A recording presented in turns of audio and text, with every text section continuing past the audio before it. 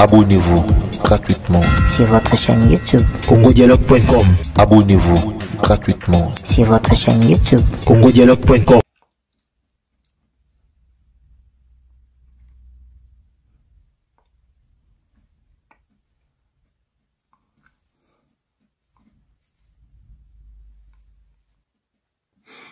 Pitié pour la jeunesse, pitié pour nos enfants,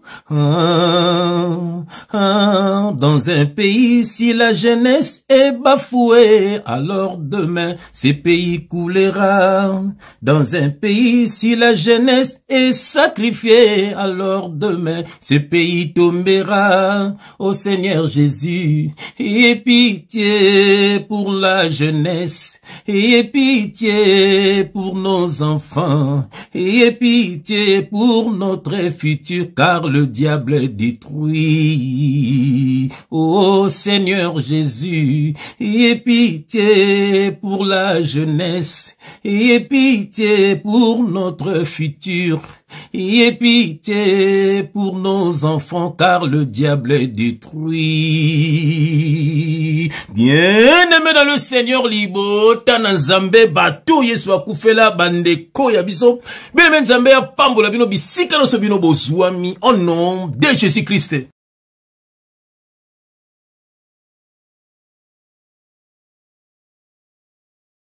Bien-aimé, shalom, quelle grâce, quelle joie immense, tant avec force, avec puissance, pour détruire les œuvres du diable, pour dégager, bien-aimé le Seigneur, les démons, les sorciers, les fils du diable, bien-aimés, ils sont là, pour détruire la jeunesse. Bien-aimé, oh, ceux qui jeunesse, c'est ça détruit. Lobby amboka, et ça sunatinate. Bien-aimé, mokilio yo, monde entier, diable azo tinda bato ya ye, na makambu ya mabe, pour na ko détruire jeunesse, pour lobby et ça la mobulu. Lelo na biso soki za mabe, pambate za na bato ba détruisa ki yango. Toko lobelango lelo, nom de Jésus-Christ. Bien-aimé, toujours ba image moko, et pesi passe, et pesi mawa.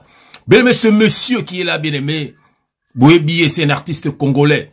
Mais bien-aimé, oh, bien-aimé, et comme Mana Sony, et tika meke toko mone na bikini, ah ben oui, pourquoi pas. Parce que, bien-aimé, mission na ye, eza ko détruire jeunesse. Mission ya tata oyo, eza ko bébi sa jeunesse. Ba comme ça, ba jeune belé ba homosexuel. Ba comme ça, ba jeune belé ba lesbienne. Ba comme ça, ba jeune belé bien-aimé, ba tout tinate na société. Bien-aimé dans le Seigneur. Un monsieur m'avait dit, la mort de Papa Wemba, bien-aimé, et sauva beaucoup de Congolais. Bien-aimé, pas à l'époque de Papa Wemba. Bien-aimé, Congolais, bazalaki, bien-aimé, tinate, ko buka ba magasin, ko yiba, ko kota ba boloko, ko teka ba drogue, pour anine, pas somaka ke lamba, pour kaka ba yemba ye. Combien kendara misala à l'époque, bazana bangote. Pour bango tout bazalaki, en prise, bien aimé, il y a sept Tiboko, il y a Papa Wemba. Il a détruit beaucoup la jeunesse. Bien aimé dans le Seigneur, même Tata Oyo, azape parmi bateau Papa Wemba détruit ça. Tata Oyo. Bien aimé, ça bateau, ba série 5, na série 6. Oyo, baza détruit. Bien aimé, na makambu ya Papa Wemba. Alors, bango bazu relève. Bazako détruit jeunesse. Bien aimé dans le Seigneur, comme on a Tata Mobimba boy, Koko ya boy, alati talon d'âme. Alors, bien aimé dans le Seigneur, ils a secte. Eza secte moko bien aimé et comment eza les États-Unis bote la même PD oui bote la même PD oui bien aimé baza ko lata yango bien aimé eza look ya ba homosexuel pour ko détruire jeunesse bien aimé tata oyo ana bana ana ba koko ana ba neveu azana ba leki azana ba aguna ba koko mais bote la makambo sala pour azana pitié mutute eze milimo tondi kati na ye a bebisa déjà ba jeune belé ba bête na orchestre na ye mais wa bête na orchestre mususu a bimisa bango mu pepe baza e lokote baza même pas na musala ba koma ba mi pepe a pamba bien aimé dans le Seigneur. C'est la colère sainte. Tant tu as raboui, to banga rabangote, ba luka biso na butu ne ba luka biso, ba kota biso me ba boloko, to ko kende pour Jésus-Christ. Il faut te sauver, ba na nzam. Il faut bo bimakat na batoyo, bo tika bango na bango ba sala makambo na bango. Avant de continuer bien aimé dans le Seigneur, totalement jeune moko congolais, makambo lobi pour na tata oyo. Après to zonga au nom de Jésus-Christ. J'ai vu la photo de notre vieux très cher Quadra. Bon. Des hommes en talent. Sincèrement, mon kilomètre qui n'a pas tu as une grande star, tu confies au Mide, viens à Bissot au respect, tu as trouvé la petite talent. Vous comprenez? En fait, pour naviguer, nous avons deux questions. À ça, on a encore, tu as évité le rosal, ou bien la buzz. Parce que via l'image Morobo, image à République, à sa icône, à sa référence. Tu sais combien de jeunes ont un talent quand pour venir à ce talent? Du fait que le vieux mette ça, tout ce que l'homme sur la réel. N'engue via la petite talent, bon, bah jeune belé, bah talent parce que mon pao a la petite talent. Tu dis que talent est bassi. C'est quel message? Je te rappelle que bah mannequin tout le monde a bah talent, la plupart sont de PD, sont de gays. La plupart de grands mannequins, autoyebi, baza stylistes. Mais seulement, on est des Africains. Toi, on a Makambo, on a interdit au ça en tant qu'Africain, en tant que Congolais. Et puis le vieux, c'est une image. À la bibliothèque, il y a référence, il y a musique, il y a Congo. Moi, je suis très déçu. Ce qui fait à éviter acte via poser, donc c'est très dangereux pour la jeunesse. Pourquoi? Et puis il est ambassadeur. Il a le titre d'ambassadeur culturel. Ça, c'est quelle culture qu'on veut apprendre aux jeunes? Mais un homme a talent, maman, taille moko vraiment. Si vous avez jeune, vous avez babilo koana, et ça, makamna ba ba salaka. Bateka, ils sont pour le femme, le homme-femme, au balinga. Tout on a poto baba game subata atinema tamsusu jipa basi, atipe talent basi. C'est normal par rapport à quoi on sala avec le make-up. Tout le monde, au bout que la monde va pédir musuna kin, make-up, ma talent, bakangi, puis à la type plante, cabello, tout ça. Bazali, il y a vie na bango, mais à niveau ya vie, ce qui nous choque, vie on a vraiment grand prêtre à athée. Bon, pour moi, je sais que le vieux ne fait pas des choses par hasard. Aebelo Kassali. Vous comprenez? Aebelo Kassali. Mais ce que moi je regarde la jeunesse, je regarde le genre, c'est quel message? Vous comprenez? Comme ça, on va te soutien-gorge. On peut se réveiller un bon matin, mais viens pas poser la bikini. Parce que Bandara a un talent, après comme la bikini, après comme la soutien-gorge. On peut voir ça demain matin. C'est quel message?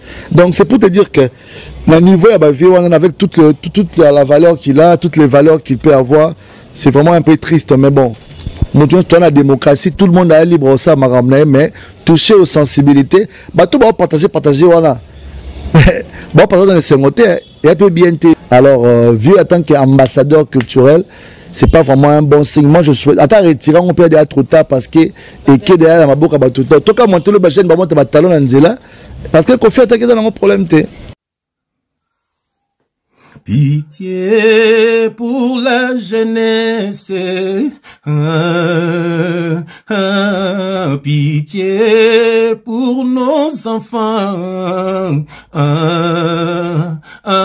dans un pays si la jeunesse est sacrifiée, alors demain ce pays coulera.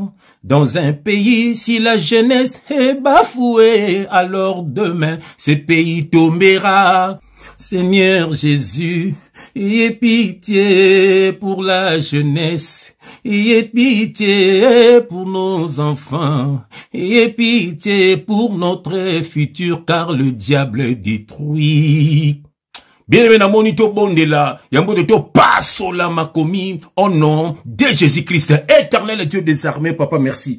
De nous télémisabiso, avec force, avec puissance, pour te prêcher parole de Dieu. Oh, papa, to dépeupler kaya Lucifer, papa, ba kangi déjà belé en otage, papa, ba kangi de belé en otage, mais ba finga quand même biso, nous ba ndeko na biso, mais ba za sous en prise ya diable, papa, yango ba finga ka biso, papa, mais ozo tinda biso to bangelo toloba po ete bana na yo papa o ba tangami na piège ya Satan ba bima na piège wana papa ba bima na piège wana balanda kaka yo ba bikisa milimo na bango papa yango zo tinda biso to dénoncer ba fils du diable baza ebele na politique na musique na soi-disant ba pasteur ba chantre baza ebele papa o ba homme d'affaires bato boko kili batondi nzambe papa pona ko détruire jeunesse ba comme ça bana basi ba lesbienne ba comme ça bana mibali ba pédé oh papa bazo détruire jeunesse papa na politique ba bomi ba étude misala na mboke zate ba jeunesse soko opposo musala il faut kota secte oh papa na ngai yango zo tinda biso to ganga papa ba bimana kata bato mena ba musique po kota na orchestre moko songolo papa bako simbiso bakisi bako simbiso batouche bako yibo étoile nzoko zana dono nzamba pesa yango zo tinda biso nzamba lokola biso toza sauver to sauver pe baninga mususu papa yango message nzamba et ça misala na bomo ya bana na yo que le Saint-Esprit parle pour l'édification de ton peuple au nom de Jésus-Christ nous avons ainsi prié et nous disons amen. Ah, bien aimé, Osana Grecia bien. Awa, pembe na pembe. Vérité de very. Révélation de reva uniquement. Pour na bateau yeso akufela. Soke so akufela te olata talodam. Ah oui, okolata talodam. Pour eux, ba message codé. Bazo pesa bino ba message. Pour te bolata ba talodam. Bazo sala ba clip na ba lesbienne na kata ba clip. Bazo te ba publicité. Bon ba publicité msu ya ba produit msu na télévision. Au moins ba PD, au moins ba lesbienne. Et ça ba message ya diable pour nous détruire jeunesse. Pour être lobby, bien aimé. Banani bako kamba ba moka. Banani bako kamba na ba poste belé. Banani bako kamba.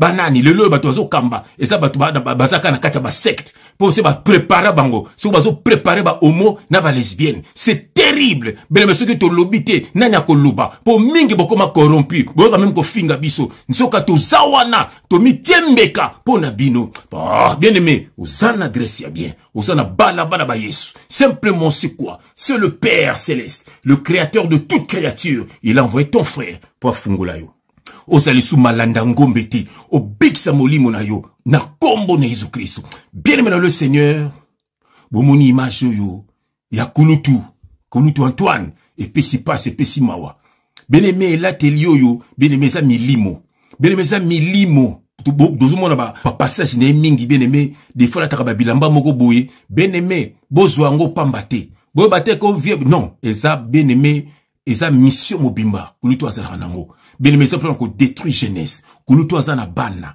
azana ba koko azana ba neveu azana ba nièce azana ba leki bien aimé aza même na ba koko mais makambo azo sala pambate zayete eza milimo bien aimé autant bolobaka o ayibi ba lutu o asali boye ayibi ba silip ezala ka yete ezala ka milimo nde la takanzoto na ye nde sala ka ba dega wana ndenge na sakabino bazana Cameroun ngana kisasa mais abimeli ngana 3h du matin ezala ki yete eza milimo balata kanzoto na ye même ceux qui botali ba clip na ye boko mona moko zala kanzoto mike moko za nzoto minene botala yango boko mona moko zala agressif moko zala ka doux bien aimé na sibino botuna bato ba bien bako yebisa bino makambo tipo bien aimé biso ko banga su yete to ko banga na biso yete eza ba sorcier ceux qui boko bomba boboma ceux qui boko sala bo sala et yebane déjà boboma ka bato et yebane déjà ki bomela ka makila mais la colère de Dieu viendra. Alléluia. La colère de Dieu viendra. Oh, bazala ki afa bino. Bazali susu.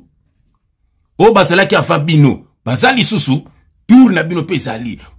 Tout le monde mourra. Moutou toi kokufa. Mais après la mort, il y a une vie. Et ça la bateau qui na souffrance. Mais ça la bateau qui na en paix. Qu'on vive avec Christ, le Seigneur de Seigneur. Alléluia. Le Dieu fait homme. Quelle grâce. Bien aimé dans le Seigneur. Et pesi passe et pesi mawa. Donc autant verser mon na kombo na Jésus Christ. Bien aimé na ken na loi, na zongi na loi, tota mangbalaba ki na loi après tu es la nouvelle alliance. Donc on a ancienne alliance. Bien aimé dans le Seigneur. Tozali na Deutéronome chapitre 22 verset 5. Deutéronome chapitre 22 verset 5. Je vais prendre mes lunettes. Pour n'attendre malam. Ce qui n'attendent ma bête, boko landa roulata ba talon ou. Après le bogeli felo, oh frère, je fais son attendre quand on bienté. Je mets mes lunettes. J'aime quand je mets mes lunettes. Quelle grâce. Alléluia. Bien aimé Tozana, Deutéronome chapitre 22 verset 5. Et je lis au nom de notre Seigneur, le leader, le Seigneur de Seigneur, Jésus-Christ, le Tout-Puissant, le diable puissant. Mais nous croyons à celui qui est le Tout-Puissant. Alléluia. Et avec lui, nous sommes plus que vainqueurs. Quelle grâce. Jésus-Christ de Nazareth. l'unité de mesure. Bien aimé, tout ça dans Deutéronome chapitre 22, verset 5. Et je lis au nom de Jésus-Christ. Une femme ne portera point un habillement d'homme. Boki. Et un homme ne mettra point des vêtements de femmes. Boyoki. Car quiconque fait ces choses est en abomination à l'Éternel, ton Dieu. Bien-aimé dans le Seigneur, déjà na tango loi ya Moïse, bapesa ki mibeko na makambo belé, comment bakoki ko vanda na société, comment bakoki ko kumisa nzambe na kati ya ba temple, comment ezalaki ba loi ebelé. Mais loi o ya ko kumisa nzambe, bien-aimé, yangonde échangeaki, pamba te tango Yesu ayaki, to kumisa su Yesu na temple te, to kumisa su Yesu na kubuma banyama te, to kumisa su Yesu te na badimi na banini, ezalaki ba révélation. Mais o ezalaki ya mboka, comment mboka na ba ko tambola bataki ba interdit. Bien-aimé, ce qui toque la nouvelle alliance, bien-aimé, yoko de l'autre temps la nouvelle alliance, Romains chapitre 1 verset 25 à 28. Et j'ai lu au nom de Jésus-Christ, eux qui ont changé la vérité de Dieu en mensonge et qui ont adoré et servir la créature au lieu du Créateur. Bien, voilà, ils ont servi la créature au lieu du Créateur. La créature, c'est le diable. Voilà. Vous avez sa créature, vous conseillez la créature, vous avez le quoi batoma boma, au monde tata ya boye, koko ya boye, azola te le quoi mutali boma, pas mata azo sale la créature, voilà, aura sale la créateur, yazo sale la créature, et azo na misère qu'on détruire. Oh, bien aimé dans le Seigneur. Toujours continuer. Eux qui ont changé la vérité de Dieu en mensonge et qui ont adoré et servir la créature au lieu du Créateur, qui est béni éternellement. Amen. Verset 26. C'est pourquoi Dieu les a livrés à des passions infâmes, car leurs femmes ont changé l'usage naturel en celui qui est contre nature. Verset 27. Et de même, les hommes abandonnant l'usage naturel de la femme se sont enflammés dans leurs désirs les uns pour les autres, commettant homme avec homme des choses infâmes et recevant en eux-mêmes le salaire qui méritait leur égarement. Verset 28. Comme ils ne se sont pas souciés de connaître Dieu, Dieu les a livrés à leur sens reprouvé pour commettre des choses indignes. Bien aimé moni verset oyo. Lokola bango bagi na souci ko yeba nzambe te. Yango nzambe pe a pesi bango milimo ma bien aimé. Bazo commettre bakamoko indigne, bazo détruire jeunesse, ba melaka makila, ba bebisaka ba via bana basi. Combien de ba danseuses ba porter bango ba plainte. Bango nyonso tous les musiciens là, tous les leaders là, bazana makambo ndenge moko, yango pe ba linganaka te, yango ba finganaka. Bazo utiliser bana ya batu alekende ko fingela ngentel. Yo pe kende ko fingela ngentel. Botela ba pauvre bana batu. Po bazana le côté ya tande bazo soigner la bandoki batu ba bomaka batu ba melaka makila batu bozo soigner la bango. Oh bien aimé ba fils du diable ba paille. Oh bien aimé dans le Seigneur bo moni ba verset bien aimé. Et là, teli oyo, na Bible balobi nini, mobala ko la teblamba basité, bas ba ko la teblamba mi balité, mais lelo oyo, bele bazo kotise yango malembe. Et ça ba message codé. Boka ki gêne ndenga lobaki. Et ça ba message moko codé. Bien aimé dans le Seigneur. Soko zana Yesu te, okolanda batoyo. Soko zana Yesu te, sœur nanga, okoma lesbienne. Soko zana Yesu te, frère nanga, okoma pédé. Soko kangamika na kolanda bato mokili, okozala détruit. Bako détruit yo, bako mela makila na yo, okufa lokwa soso, poke li felo. Sortez du milieu d'eux. Kabona na ba faux politicien. Mission na bango ya ko boma mboka. Kabona na ba faux pasteur. Mission na bango ya ko pesa ba message à lokuta ko nyoko la bino, ko kangisa bino ba gêne, ko lia bino ba mbongo, lokwa ba mouton, bazo comme ça bino ba bébé, bazo comme ça bino lokwa ba to ba zanga mayele. A côté ko ba mission bazo nyoko la bino. Beleme boza na mboka ba loup ravisseur, baza na politique, baza na musique, baza na ba pasteur na ba église bâtiment. Dieu n'envoie pas de père spirituel. Dieu envoie tout simplement des messagers. Pourquoi? Pour bane bakabona na makamo mabe, pe na bato mabe, pour ba bikse bilimu na bango. Bien dans le Seigneur, dès que mina nzembo, ceux qui gênent c'est ça sacrifier. Lobby ya mboki kozala ndenge nini? Ndenge na sekbino ba papa ma ba baby sa jeunesse. Le bana ba série 5, bana ba ya ba série 5 na série 6. bango wanande omona bango na bachoko omona bango na basala kate komela ba diambati lelo bazana ba vie moko bizarre pamba te balandaka ba papa wemba. Je vous dis la vérité. Allez, lelo oyo botala boteme bato balanda ba wenge batonda na poto basala ke lo te.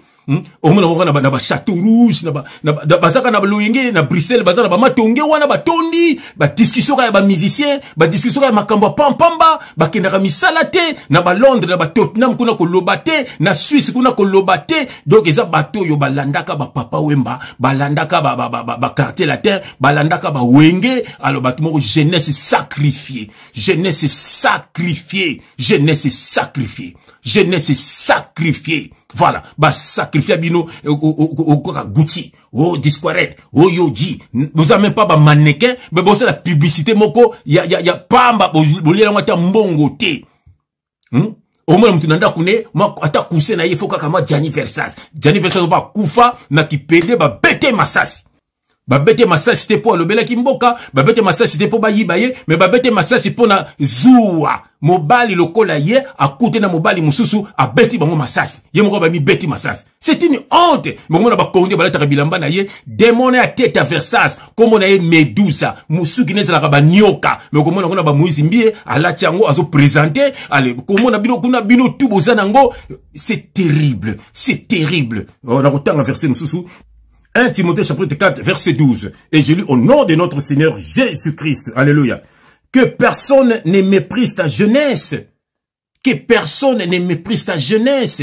Mutu moko te mépriser jeunesse na yo. Mutu moko te baby sa jeunesse na yo. Mutu moko te a diminuer jeunesse na yo. Mutu moko te a baby sa yo ndeko na ngozo landa ngai. Que personne ne méprise ta jeunesse, mais sois un modèle pour les fidèles en parole, en conduite, en amour, en foi, en pureté. Oh, bien aimé qui verset oyo. Babi mutu moko ta mépriser jeunesse na yo. Botala ba geni ya lelo, ba choko, ba drogue, ko boumana, ko tina ba mbeli, ba forme. Donc combien ba kindaka classe. Bien aimé ngai na salaka. Bien même na musala na biso, tangu ya ba étudiant, mais ba étudiant congolais ba zakada ba ngwe belete. Ba étudiant monaka ba Camerounais ba kipele, monaka ba Guinéen, donc ba Congolais rien. Tamsu moko tamsu mibale nazo kosate baza wapi ba kata ba classe ba kota banganda ba kota na ba drogue c'est terrible, c'est terrible. Jeunesse sacrifiée pour na mitu na bango ba wenge na mitu na bango ba muziki mitu ba discussion bango jibe alata koleka wera asalaki be koleka jibe mis bango kaka bongo papa wemba asalaka boye nyarkose masolo na bango kaka ngwana ba disita heureusement ba combattant baya misusu kwa quelques-uns o ba koma dessus na mo musique ba kotisa mo makamba politique na mutu OK quand même azo discuter mo politique bien aimé pesi passe pesi mawa. Et pesi passe, pesi mawa. Gouvernement na biso. Bo bongisa ba école. Bo bongisa ba hôpitaux. Bo bongisa makambo belé. Bo tia ba bibliothèque. Bo lukela ba jeune misala. Misala ezate na mboka. Jeunesse eza bafoué. Jeunesse eza négligé. Jeunesse eza abandonné. Je sais que bino gouvernement, bossela kana ba musicien, pour être ba détruire jeunesse, bossela kana ba pasteur, ba faux pasteur, pour être ba endormir peuple na belgiza lukuta, boyebi bino mo makambo sa mamba lukuta, al bossela kana bango. Bossela kana bango, bokuta na kana bango, bopesa bango ba mbongo, et c'est pourquoi. Pour être ba endormir peuple. Alors, ba enseignant, ba namboka kana, tout le monde a bango jamais na ba vidéo na bino, ba gouvernement, que boyamba ki ba enseignant, que bo pese ki bango ba ndaku, bozo encourager bango, rien. Alors, lobby ya mboka, ba tonde ba préparer lobby ya mboka. Kana Congo ba tout ba koma ba musicien, ba chaîne fille tout ba koma ba danseuse. Ata idino ko binate, aluka kanzela poto akima. Ata donc ba tout ba koma ba comédien. Tana ta ba comédien, ozuma ga ozane comédien ti. Mais ba ye kaka pamba te eloko ko sa les a souté. Alors gouvernement bozo monate boten ebenen bazo kufa na ba Maroc botel ebende bazo kufa kuna na ba boatu bozo monate alors comment bozo binoka sima bateau yo bo pesa bango ba mbongo ambassadeur culturel et c'est ça le message d'un ambassadeur culturel, c'est ça le message. Est-ce que c'est ça le message? Jeunesse a sacrifié, jeunesse a bafoué. Oh, c'est terrible. Nzamba kota makamboyo. Nzamba kota makamboyo. Nzamba bimsa bao ya ye. Nzamba buka bao ya ye te. Po te batika bao ya ye libre. Message, message mbo pesa na jeunesse. Message nini. Bien-aimé, sortez du milieu d'eux. Kangamana Jésus Christ, Zamba kozala na yo, ato kufilolo koza molimo na yo, bato soko za na nzambete, bako buma yo, pe ba meli makila na yo, apro ke li felo, ndeko na kabola na bato yo.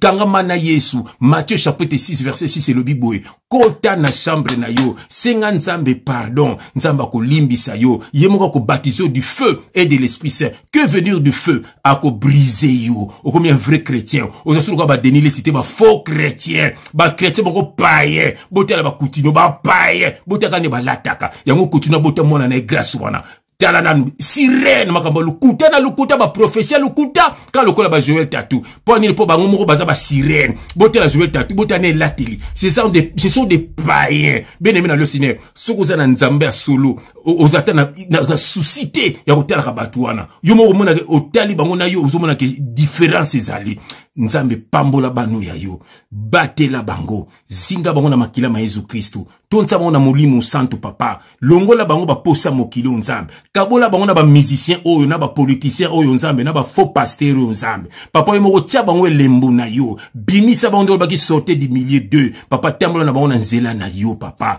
banguna na biso ba koya na ba piège na bango moko na kombo na Yesu Kristo amen bien aimé toka no ya juju moto asima.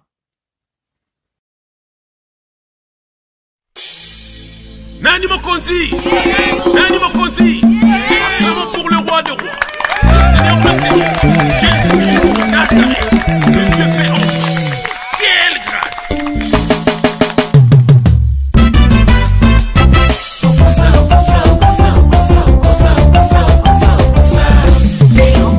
Mais chapitre 1, verset 27. Zambé abo homosexualité.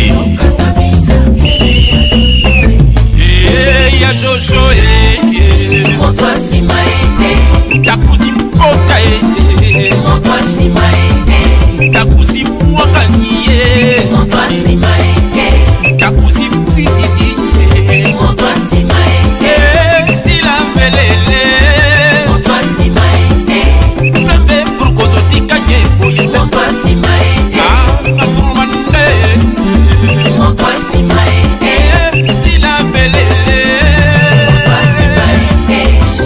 na moto soki botiki makambo na binote okozika na moto soki botiki kindoki na binote otondi na politike otondi na ba pasteur otondi na ba chantre musique ya mokili kudukulu bate ya Jojo mokasima tila belele mokasima takuzi mpota mokasima takuzi mwanganie mokasima tila belele mokasima nzambe brukozo tikaye boye mokasima mamburu mande mokasima takuzi mwanganie mokasima basere bakoma balezikele nzambe basere bakoma kobima na bamba mokili tokomi na suka makambo yo tozomona eleki korona na somo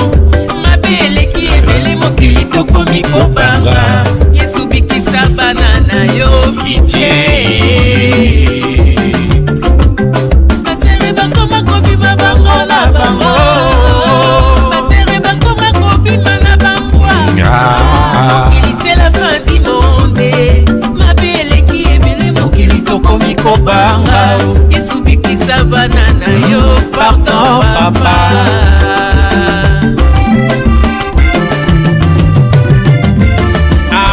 ya Jojo mokasima takuzi mfuidi mokasima takuzi muangani mokasima takuzi mpota mokasima tila belele mokasima nzambe brukozo tikaye boye mokasima mamburu mande mokasima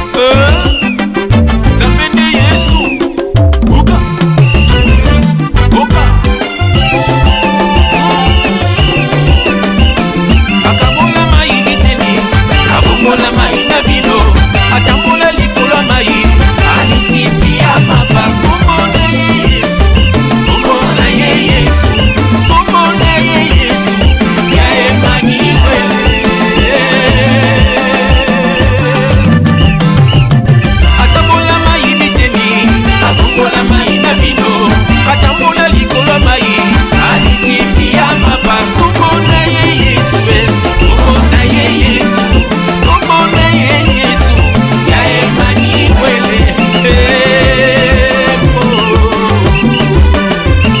atambola mai biteni abokola mai na bino atambola likolo mai anitimbia mapa kombo na ye Yesu kombo na ye Yesu kombo na ye Yesu ya Emmanuel